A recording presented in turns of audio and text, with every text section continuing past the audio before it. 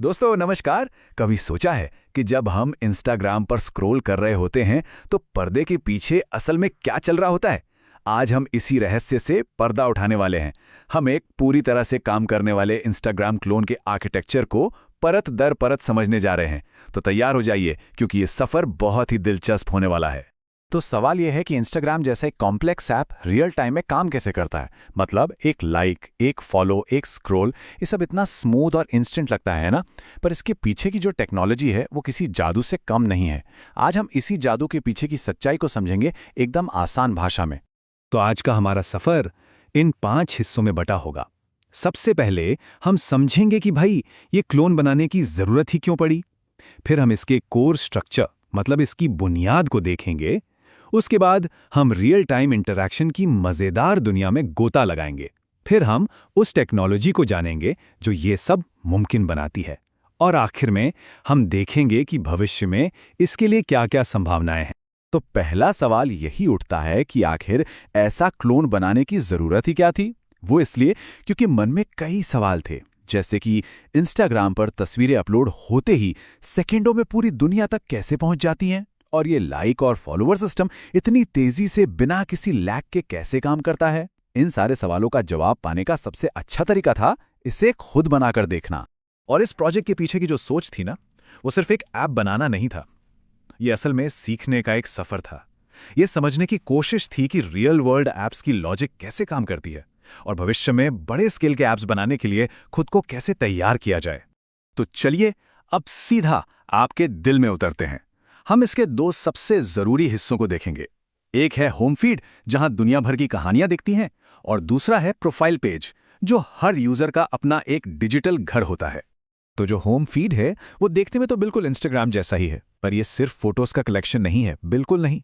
ये एक जीती जागती चीज है। जैसे ही कोई ऐसा यूजर जिसे फॉलो किया गया है कुछ पोस्ट करता है, वो पोस्ट तुरंत फीड में आ जाती है। ये सब एक पावरफुल डेटाबेस की वजह से होता है जो लगातार जानकारी को अपडेट करता रहता है।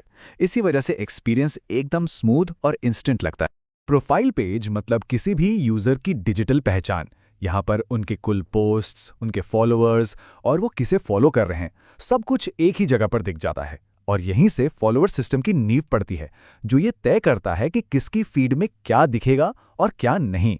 इससे पूरा एक्सपीरियंस एकदम पर्सनल बन जाता है। और सबसे मजेदार बात पता है क्या है? ये सब होता है इंस्टेंटली, मतलब तुरंत। बस एक क्लिक और आपका सोशल ग्राफ बदल गया।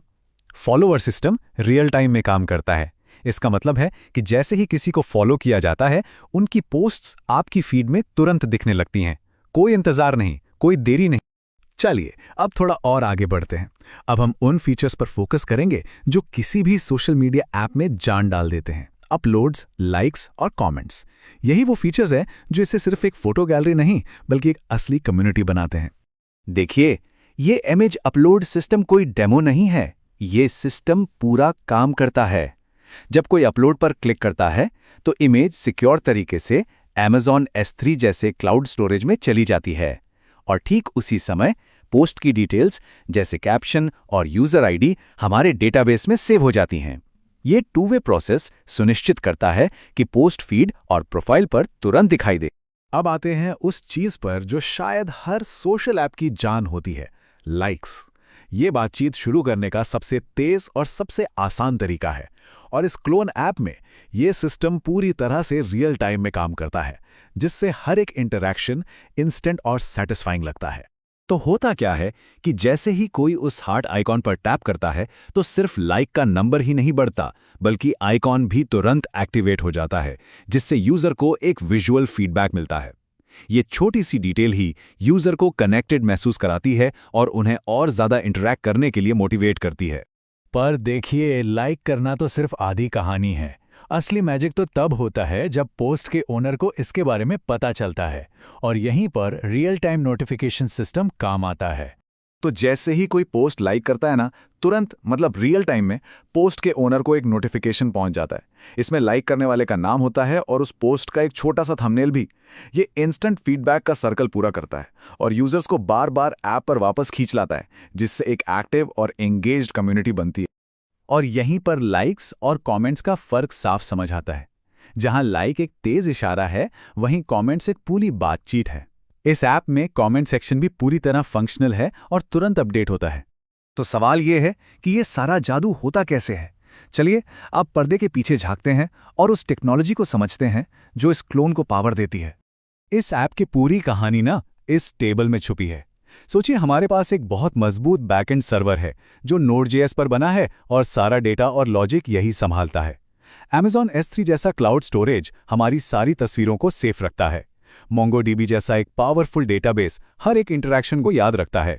और REST APIs ये पक्का करते हैं कि ऐप और सर्वर के बीच सब कुछ बिजली की तेजी से और सुरक्षित तरीके से हो। और हाँ, सिक्योरिटी, इसे तो हम बिल्कुल नहीं भूल सकते। एक असली ऐप में लॉगिन साइन अप के लिए ऑथेंटिकेशन, सिक्योर एपीआई और यूजर डेटा की सुरक्षा जैसे मजबूत फीचर्स होने ही चाहिए। इस क्लोन में इन सभी चीजों का ध्यान रखा गया है। इसमें जेसन वेब टोकन यानी JWT जैसी टेक्नोलॉजी का इस्तेमाल हुआ है और अकाउंट सेटिंग से लेके लॉगआउट तक सब कुछ मौजूद है। तो क्या ये प्रोजेक्ट यहीं खत्म हो जाता है? बिल्कुल नहीं। असल में ये तो बस एक शुरुआत है। एक मजबूत नींव के साथ इस प्रोजेक्ट में और भी ज्यादा फीचर्स जोड़ने की अनगिनत संभावनाएं हैं। ये सिर्फ एक क्लोन नहीं, ये एक कैनवस है जिस पर भविष्य का सोशल मीडिया बनाया जा सकता है। सोचिए जरा, भविष्य में इसमें क्या क्या हो सकता है। रील्स जैसा फीचर जिसके लिए वीडियो प्रोसेसिंग और एक ज़्यादा कॉम्प्लेक्स एल्गोरिदम चाहिए होगा। हम स्टोरीज जोड़ सकते हैं जो 24 घंटे बाद गायब हो जाती हैं, या फिर लाइव स्ट्रीमिंग जिसके लिए real time video streaming technology लगेगी। और यहाँ तक कि क्रिएटर्स के लिए कमाई के नए तरीके भी बनाए जा सकते हैं।